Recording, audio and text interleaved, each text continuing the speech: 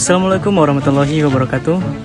Kembali lagi dengan saya Zulkifli di liputan mata kuliah Teknik Reportase dan Investigasi Berita, di mana saya akan melaporkan atau menginformasikan tentang materi di minggu lalu.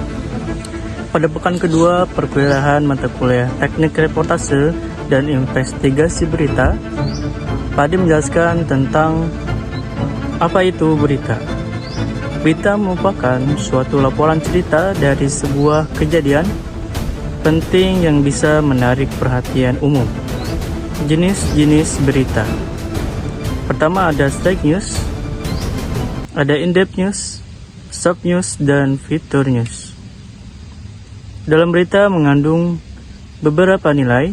Yang pertama ada nilai magnitude atau menarik, ada proximity, actual, impact, unsolveness, human interest, conflict, surprising, sex, dan information.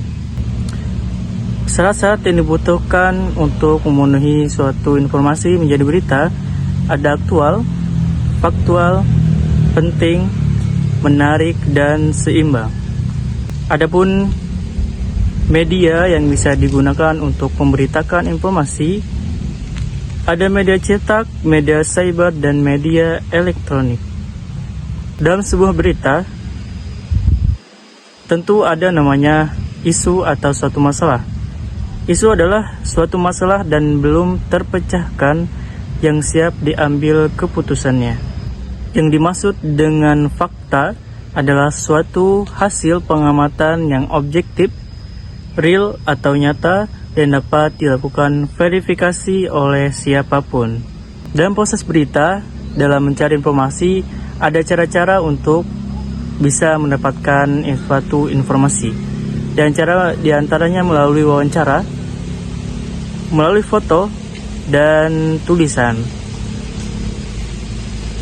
Untuk macam-macam wawancara, ada wawancara tertutup, wawancara terbuka, wawancara konferensi, wawancara kelompok, wawancara individual, wawancara terpimpin, dan wawancara bebas. Ada beberapa hal yang harus diperhatikan dalam menyampaikan berita. Yang pertama ada lafal, volume, tempo, dan jeda, dan intonasi. Dalam menulis berita, kita harus memuat 5W1H, yaitu what, who, when, where, why, dan how. Kita akan membahas tentang reportase.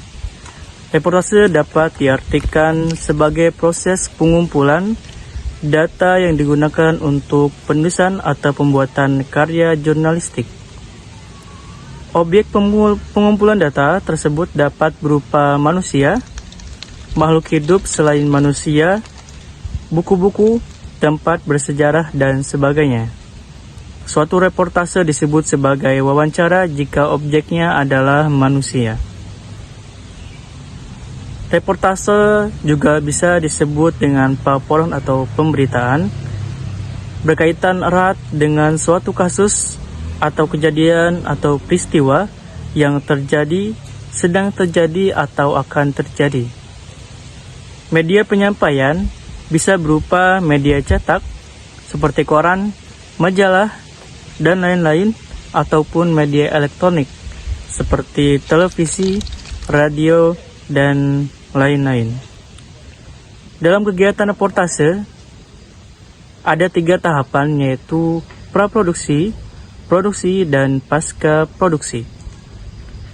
Pada tahap praproduksi, yaitu merencanakan liputan, mengerjakan segala macam aktivitas, merancang, mendesain liputan jurnalistik. Pada tahap praproduksi ini juga merupakan tahap perencanaan di mana dipimpin oleh penanggung jawab media. Jika dicetak oleh pimpinan redaksi dibantu dengan redaktur, jika di televisi dikepalai oleh produser dan asisten produser. Selanjutnya ada tahap praproduksi.